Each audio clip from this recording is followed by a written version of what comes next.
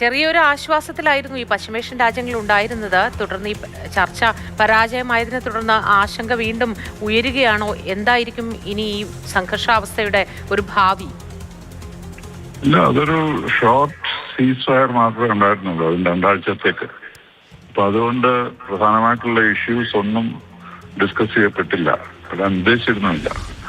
അപ്പോൾ അത് ഏറ്റവും വലിയ പ്രശ്നമായി വന്നത് ലബനനിൽ കൂടി സീസ് ഫയർ ഉണ്ടാകുമെന്നായിരുന്നു എല്ലാവരുടെയും വിശ്വാസം. പക്ഷെ ഇസ്രായേൽ പറഞ്ഞു ലബനനിൽ സീസ് ഫയർ ഇല്ല.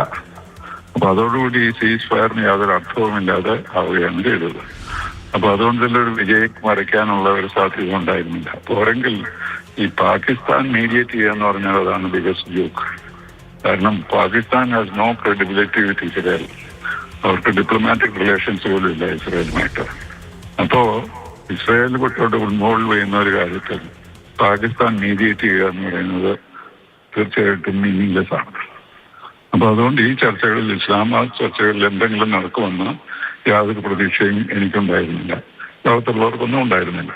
അപ്പൊ അതൊരു ചെറിയൊരു ഷോർട്ട് സീസ് ഫയറോടുകൂടി എന്തെങ്കിലും പുതിയ കാര്യങ്ങൾ നേടാൻ കഴിയുമെന്നുള്ളതാണ് അവിടെ ചർച്ച ചെയ്യപ്പെട്ടത്. അപ്പോൾ അതിൽ ഒരു പുരോഗതിയും ഉണ്ടായിട്ടില്ല, അതിൽ അതിശയിക്കാനൊന്നുമില്ല.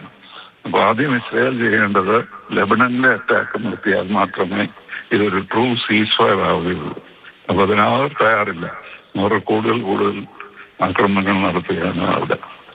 പിന്നെ ഹോർമൂസിന്റെ കാര്യത്തിൽ ഒരു അണ്ടർസ്റ്റാൻഡിങ് ഉണ്ടായിരുന്നു, അത് തുറക്കും എന്നുള്ളത്. അത് വീണ്ടും മാറി. ഇറാൻ ഇപ്പോൾ പറയുന്നത് തുറന്നിട്ടില്ല, തുറക്കണമെങ്കിൽ ഓരോ രാജ്യത്തിനും അവരവരുടെ അനുവാദം വാങ്ങണം, അല്ലെങ്കിൽ പണം കൊടുക്കണമെന്നൊക്കെയാണ്. അപ്പൊ ഇതൊരു ഈ 2 ആഴ്ച കഴിയുമ്പോൾ വീണ്ടും യുദ്ധത്തിലേക്ക് പോകാനാണ് സാധ്യത. ന്യൂക്ലിയർ ഇഷ്യൂസിലാണെങ്കിൽ അവരുടെ ന്യൂക്ലിയർ മെറ്റീരിയൽ എവിടെയാണെന്ന് അമേരിക്കയ്ക്ക് അറിയില്ല, ഇറാൻ ഒട്ടും പുറത്ത് വിട്ടിട്ടില്ല. അപ്പൊ അത് റിസ്ട്രെയിൻ ചെയ്യുക എന്നുള്ളതാണ് മറ്റൊരു ഉദ്ദേശം.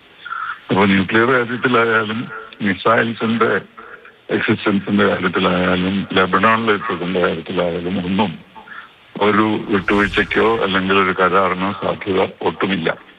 അപ്പൊ അതുകൊണ്ട് ഇതൊരു ചെറിയ എക്സസൈസ് ആണ്. ഇനിയും യുദ്ധം തുടരാനാണ് സാധ്യത. ഈ പരസ്പരമുള്ള ഈ പിടിവാശി തുടർന്നാൽ, ഈ ചർച്ച പരാജയമായി, ഇനി അങ്ങോട്ട് നമ്മൾ ഈ അനുഭവിച്ചതുപോലെ ഇന്ധനക്ഷാമം പോലെയുള്ള കാര്യങ്ങൾ കുറച്ചുകൂടി കടുക്കാനുള്ള സാധ്യതകൾ ഉണ്ടാകുമായിരിക്കുമോ? തീർച്ചയായിട്ടും. അതിലേറ്റവും വലിയ അപകടമുള്ളത് നമ്മളെ സംബന്ധിച്ചിടത്തോളം, ഇന്ത്യയെ സംബന്ധിച്ചിടത്തോളം ഈ ഗൾഫ് രാജ്യങ്ങളിലുള്ള അറ്റാക്കാണ്. നമ്മുടെ രാഷ്ട്രീയക്കാരോ ഗവൺമെന്റോ ഒന്നും അതിനെപ്പറ്റി ചിന്തിക്കുന്നില്ല എന്ന് തോന്നുന്നു. വിശേഷിച്ചും കേരള ഗവൺമെന്റ്. നമ്മളെല്ലാം ഇലക്ഷന്റെ പിടിയിലാണ്.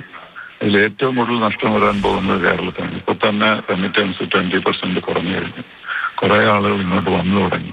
അത് തിരിച്ചു പോകുമായിരിക്കാം, പക്ഷെ എന്നാലും ഇതൊരു ഭയങ്കര ഡിസ്ട്രക്ഷനാണ്. അപ്പൊ ഈ സീസ് ഫയർ വന്നതിന്റെ ഒരു ഗുണം ഗൾഫ് രാജ്യങ്ങളിലെ അപകടം മാറിയിരിക്കുന്നു തൽക്കാലത്തേക്കെങ്കിലും.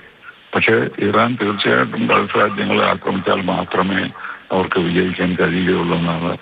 അപ്പോ അവര് ഇസ്ലാമിക് രാജ്യങ്ങളാണെങ്കിൽ പോലും, വലിയ ഫ്രണ്ട്ലി രാജ്യങ്ങളായിരുന്നു പോലും, ഇപ്പോ ഇറാന്റെ ഉദ്ദേശം ഗൾഫിനെ നശിപ്പിച്ചിട്ട് അങ്ങനെ അമേരിക്കയെ നശിപ്പിക്കാവുന്നതാണ്. അമേരിക്ക എല്ലാ ഗൾഫ് രാജ്യങ്ങളിൽ നിന്നും പിന്മാറിയില്ലെങ്കിൽ ബോംബിംഗ് തുടരുമെന്നാണ് ഇറാൻ പറയുന്നത്. അതിനകത്ത് യാതൊരു അർത്ഥവുമില്ല. പക്ഷെ അതാണ് യുദ്ധത്തിലെല്ലാം ഫെയർ ആണല്ലോ. അപ്പൊ അതാണ് അവരിപ്പോ ശ്രമിക്കുന്നത്. അതുകൊണ്ട് ഇന്ത്യക്കും കേരളത്തിനും വരാവുന്ന നഷ്ടം വളരെ വലുതാണ്. ഇനിയും ഗൾഫ് രാജ്യങ്ങളിലെ ബോംബിംഗ് തുടങ്ങിയാൽ. ഇപ്പൊ തന്നെ എപ്പോഴും നടക്കുന്നുണ്ട്, ഒക്കേഷണലി ബോംബ് വീഴുന്നുണ്ട് ഗൾഫ് രാജ്യങ്ങളിൽ. അപ്പോ പൊതുവെ ഒരു വലിയ